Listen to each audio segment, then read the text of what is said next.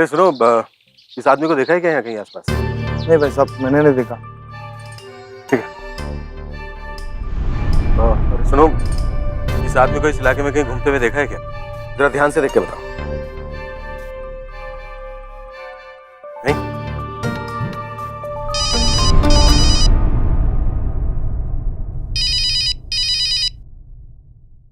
हाँ बहुलिया, बोलिए।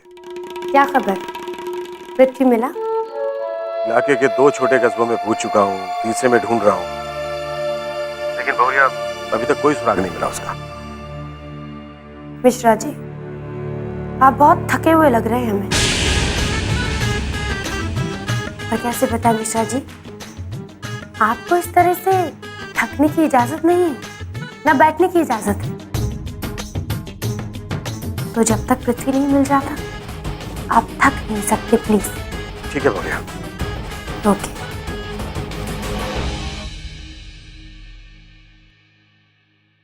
अरे आइए साहब, बैठिए बैठिए। अरे इसे ध्यान से देखो। मतलब इस आदमी को कहीं देखा है क्या?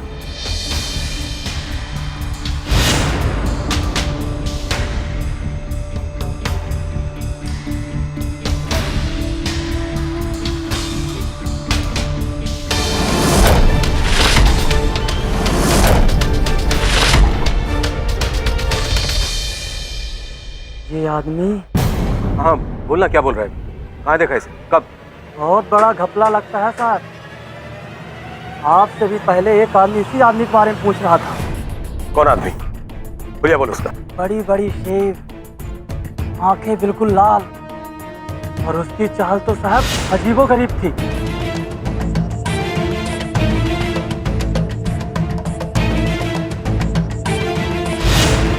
और उसके पैंट में एक पिस्तौल भी थी साहब। बस आदमी एक बार आया और उसके बाद वो कभी नहीं दिखा। पर साहब ये कोई बहुत बड़े आदमी लगते हैं, तभी इतने जोरों से इसकी पूछताछ चल रही है। जवाब की जगह सवाल करेगा तो फंस जाएगा। अब इस बारे में अपनी जबान मत खोलना, समझा?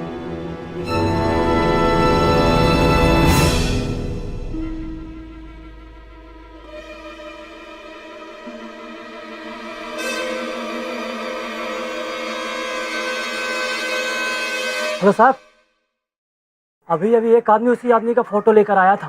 एक और आदमी?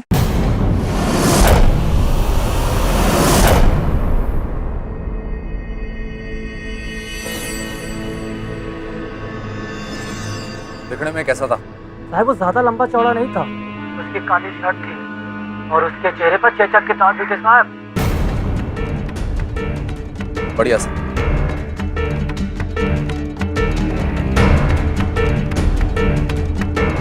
तो मिश्रा से शालू का चमकदार चमचम। तो फिर ये पहला आदमी कौन से? पाताल में घुस गया के?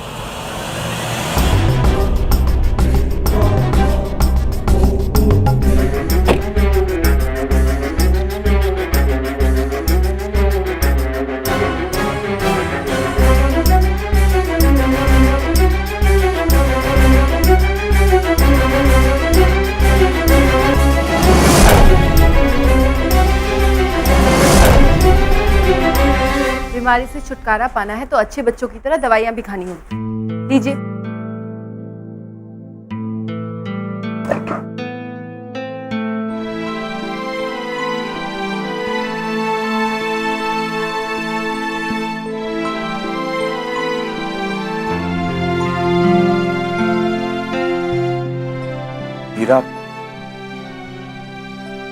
बेटा, कई दिनों से मैं तुमसे और पृथ्वी से एक सवाल पूछना चाह रहा था। हाँ पापा, पूछिए ना। इसमें हिचकिचाने की क्या बात है?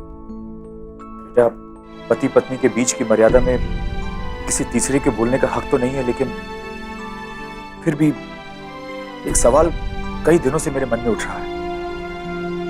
बेटा, अब तुम लोगों ने आगे बच्चे के बारे में क्या सोचा है? I mean, पति पत्नी से माँ बाप बनने का वक्त तो अब आ चुका है ना बेटा। क्या हुआ? तुम्हें बुरा लगा बेटा? मैंने कुछ गलत?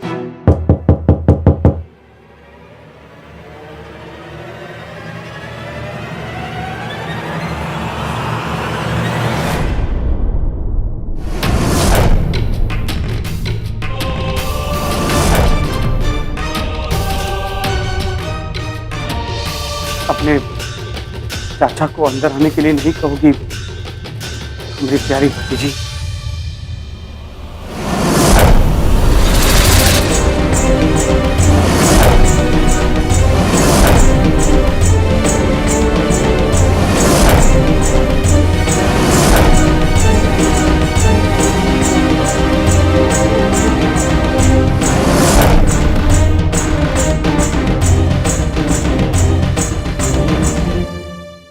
आप यहाँ क्या कर रहे हैं? माफी मांगने आया हूं। माफ कर दो मुझको। ये कौन सा नया नाटक है? दुश्मनी के अलावा और कोई रिश्ता निभाया है आज तक आपने?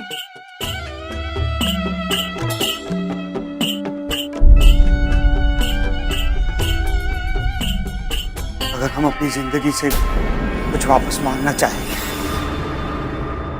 तो अपनी सारी बेवकूफियां मांगेंगे जो हमने तुम्हारे साथ की। हमारी अक्ल पर पत्थर पड़ गया था। उनका रिश्ता भूल गए थे कि तुम हमारी भतीजी हो, हमारे रामधारी भैया की बेटी।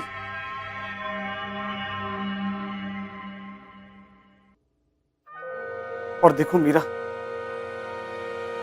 कर्म का फल पलट कर वापस आता ही है। पूरे 12 गांव वालों ने हमारा बहिष्कार कर दिया, हमारे खिलाफ हो गए। पर वो टाइम पर एक रामधारी भैया थे जो हमारे साथ खड़े रहे, हमें बचाया और सुधरने का एक मौका दिया। और तय ही हुआ कि कुछ दिनों के लिए हमको गांव निकाला दिया जाए। जब तक हम ये साबित ना कर दे कि हम पहले वाले लाखन नहीं रहे। मीरा, हमारा ये पश्चाताप हमको तुम्हारे पास लेकर आया है। हे बेटा, माफ कर दो अपने चाचा को।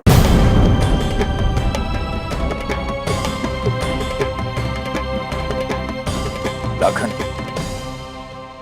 मैं तुम्हें बचपन से जानता हूं, तुम्हारी आदतों को, तुम्हारी फितरत को। आज अगर तुम खुद को बदलना चाहते हो, सुधरना चाहते हो, तो मुझसे ज्यादा खुशी किसी को नहीं होगी।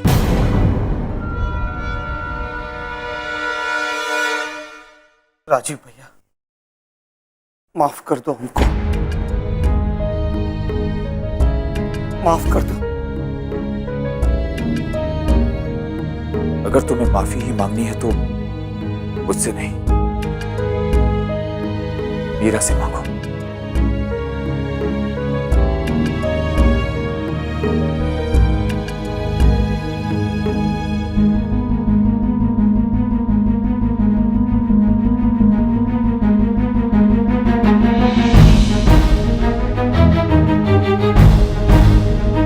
मीरा, माफ कर दो हमको,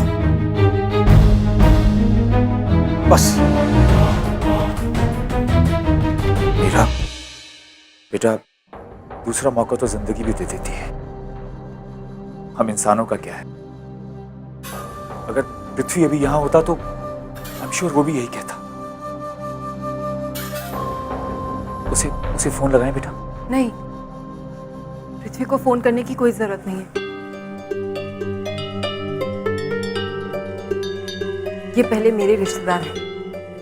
अगर इन्हें दूसरा मौका चाहिए तो वो मौका हम इन्हें देंगे, और पृथ्वी को ढूंढने में ये मेरी मदद भी करेंगे।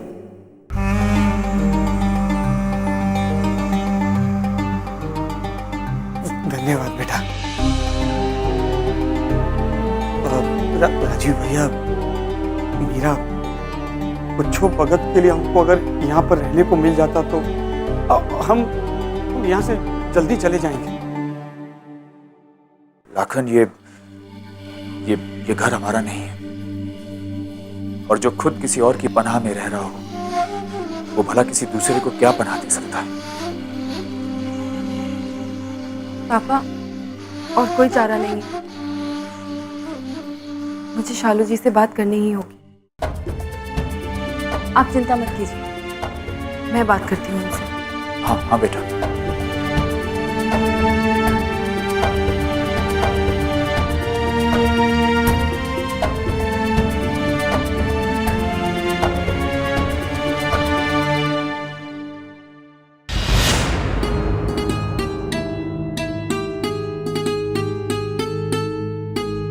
शालू जी,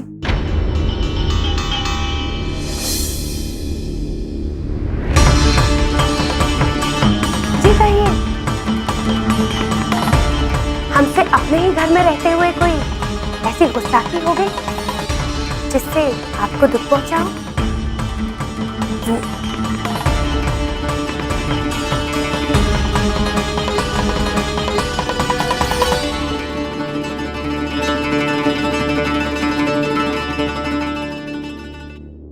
अपनी मदद के लिए नए नौकर को रख लिया है क्या?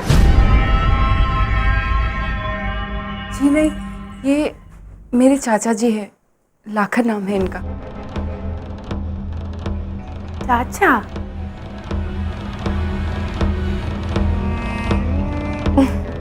वाह, इनकी नौकरी की अर्जी लेकर हमारे पास आई हूँ। शालू जी, वो मैं जानती हूँ कि हमारे बीच में बहुत बदतमीजियाँ हुई हैं, और आप हमें बिल्कुल पसंद नहीं करती। और मैं ये भी जानती हूँ कि इस अकेलेपन और रूखेपन के पीछे एक बहुत अच्छी आत्मा है।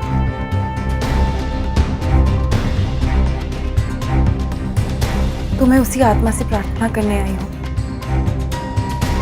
कि अगर मेरे चाचा जी कुछ दिनों के लिए हमारे आपके घर में रह सके तो।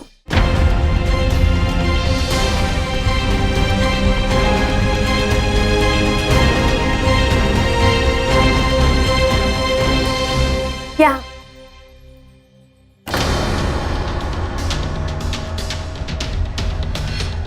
यहाँ मक्खन लगाई हैं आप? ऐसी जगह मक्खन लगाया है कि हम अगर एक कदम रखें तो हम फिसल जाएं, और फिर तुम्हारे घर वालों को जगह मिल जाए अंदर आने की।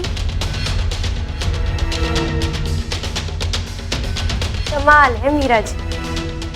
तो अब हमको हमारे घर से पिलानी है क्या, कि हम अपने ही घर से हैं? नहीं नहीं, हमें और कमरे नहीं चाहिए। चाचा जी को मैं अपने साथ हमारे ही कमरे में रख लूंगी। आपको कोई तकलीफ नहीं होगी। हमें क्या तकलीफ होगी मीरा जी, पर आपके पति ईश्वर को कोई परेशानी तो नहीं है ना? पूछ लिया उनसे?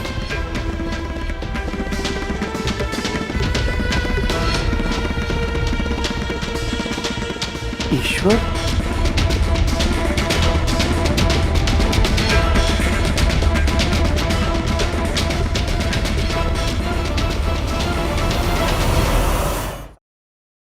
हाँ, पति परमेश्वर ईश्वर नहीं होते हैं क्या? जी बिल्कुल सही कह रही हैं आप। सालू जी हम आप पर यहाँ पर बोझ नहीं बनना चाहते, इसीलिए आप हमको जो भी काम कहेगी ना हम कर देंगे आपके लिए, वो भी मुफ्त में, फ्री। फ्री में?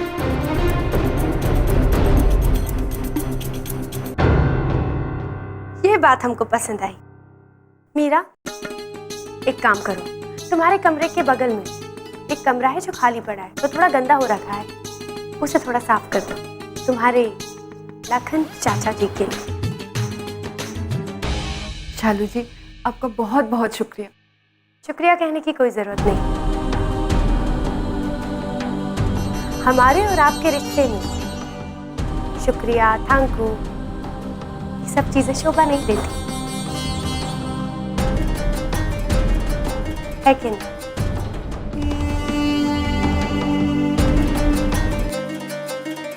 जयराम जी की।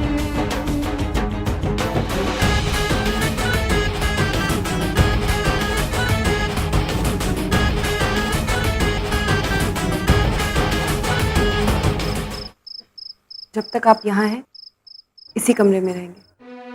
किसी भी चीज़ की ज़रूरत हो तो मुझसे बोल दीजिए। चाचा जी,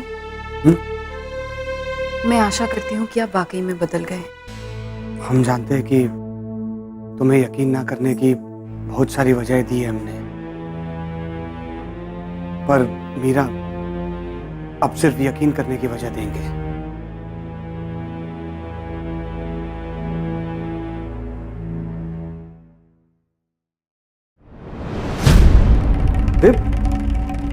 ये का पिस्तौल हमारे पास? अरे मी चली गई यार, तुमको बताना भूल गए मीरा कि हम बदलने नहीं, बदला लेने के खातिर आए।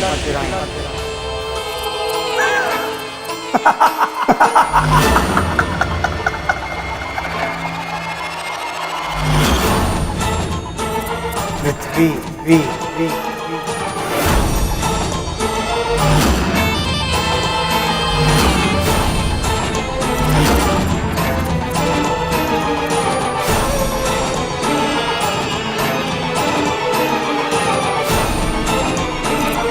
रिवेश